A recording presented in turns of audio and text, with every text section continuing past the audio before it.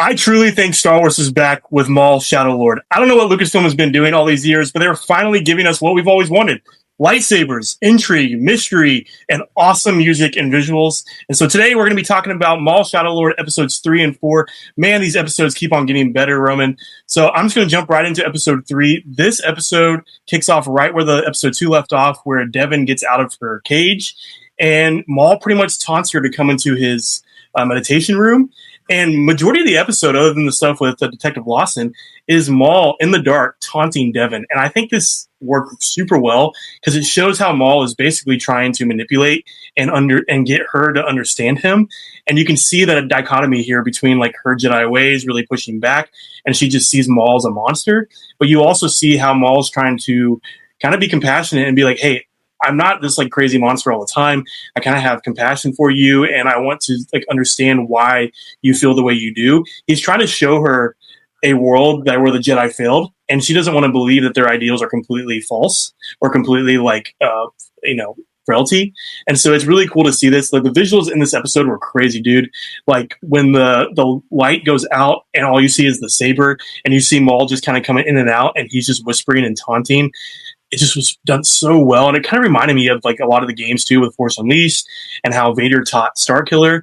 And so this was super cool, and I think the thing I love the most is how that episode ended, where they fought, and you can tell they really got the choreography better than they have had before in animation. We saw in Clone Wars Season 7 where in Maul fought Ahsoka, they had like the motion capture with actual like people fighting. I think they did it with this too, because this animation with the fighting looks really well done. So what did you think of this and just the overall like that story between them two? I mean, you nailed it. The best scene in episode 3 was definitely the meditation room where it goes dark and he immediately starts echoing in the room. And like you said, he just appears and disappears in different spots. And I thought that was handled incredibly, with the exception of the first time you see him where he's just kind of standing behind her. I kept expecting to just his eyes appear in the dark behind her. That never happened, but we did get a few passing glances that were just truly intimidating. And, my favorite shot in the whole episode was after she gets up to where the door is open and she's running towards the open bay door, and just his shadow just raises up in front of her and stops her. And he goes, "You didn't think I was just going to let you leave, did you?" And it was like the scenes between Maul and Devon. I mean, this whole show is fantastic. I would say 8 out of 10, but the scenes between Maul and Devon are like a 12 out of 10. Like it just takes it to a whole new level. And I couldn't help but think while watching this that this is the kind of thing that I have been hoping for when I thought about content centered around Darth Maul. And just these 2 episodes, we'll get to episode 4 shortly, but these 2 episodes just continued this incredible hopefully first of many seasons of Maul Shadow Lord. Yeah, I mean, the dialogue between them two is really well done. And that scene where you're talking about his shadow coming over her, it just shows how he's kind of like shrinking in this world without the Jedi and what she knew. And now the darkness of Maul is overshadowing her. And like you have this whole idea of Maul Shadow Lord, like he is in the shadows, working his ways and working his plans.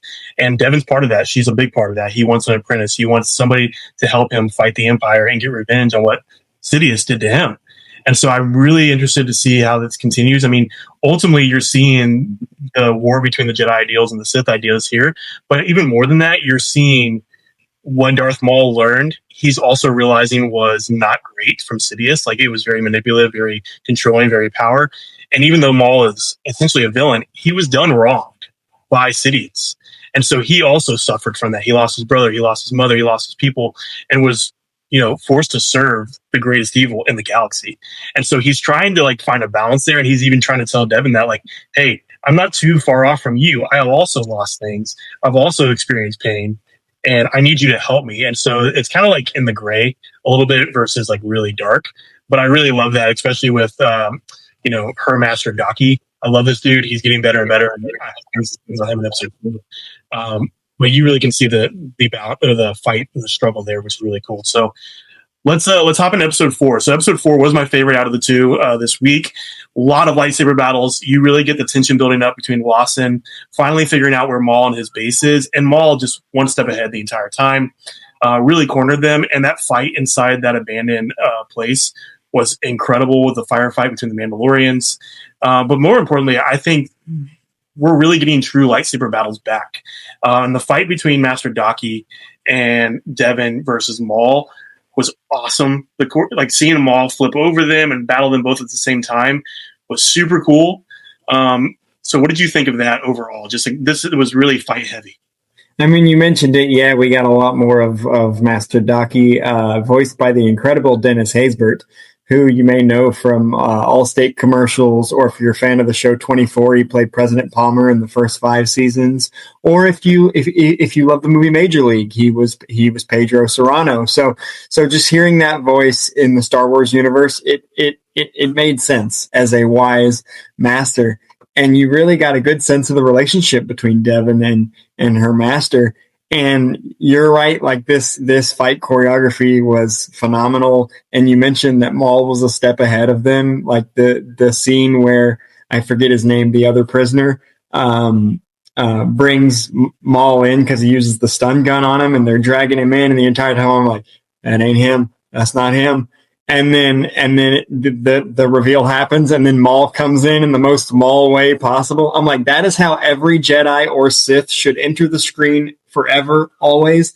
And it, like, this whole episode was that. And I'm a big fan of like procedurals, like police procedurals. And I love the episodes where the criminal or the bad guy is one step ahead of the detectives. Like, those are my favorite kind of episodes. Those are the episodes where the tension is ratcheted up, and we got basically a conclusion with this huge lightsaber fight. But not just that, like the troopers were firing the guns and all the sorts of, like, this thing stretched for a while. And you mentioned it, the choreography was awesome, and Maul had an opportunity to Deki, but he didn't take it. And because as we were talking off screen, he needs Devon to trust him. And so there was just so many layers to this, but also, like, this episode was visually spectacular. When she's out in the world, when she's escaped and she's overlooking the world of Janix, and you just see the colors and the lighting and the shadows of animation, like that they're doing this with animation, is just so spectacular. So beyond the lightsaber duels, just the way this show looks is spectacular. Yeah, and the ending with the Star Destroyer coming in was really well done animation-wise. And also, when they went to the Pike home planet, the mountains were all matte painting, aside from the actual city. And you mentioned that opening where Maul goes in against the Pike leader. That was insane, where he ignited the lightsaber in the Pike leader's hand and literally cut him in half. I was like, holy crap. Yes. And I do want to mention, the line that gave me chills in this episode was when they're in the room, and Maul is the hologram, and Maul's people show up because he said you're outnumbered, and Lawson said, I don't think so.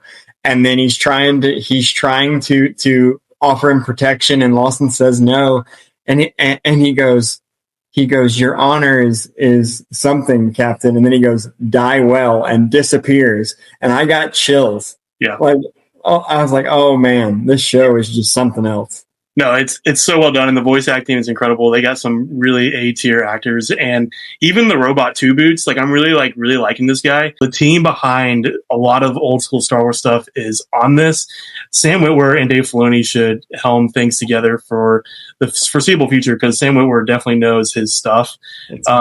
But yeah, I just think that the tension's building, and we're finally getting the Empire coming in, and we're going to see the Inquisitors, and I'm really excited to really get into this. And Master Daki, I think, is one of my new favorite Jedi. Like, he's just really cool and really wise, and I'm curious to see what's really going to break Devon and what's going to get her to go over to Maul's side, because I think ultimately the Inquisitors are probably going to kill Daki instead of Maul being the one to kill him, and then she's going to have no choice other than to, like, I have to be with him to stop the Empire, because she's against the Empire. So Ultimately, yeah, this show is hitting out of the park.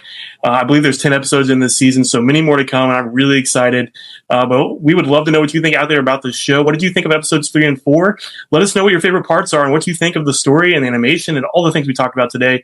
But please like this video and subscribe to our channel. Make sure you hit that notification bell so you don't miss another video from us. We're going to be doing weekly reviews, so definitely stay tuned. May the force be with you. We are Fan and Fit.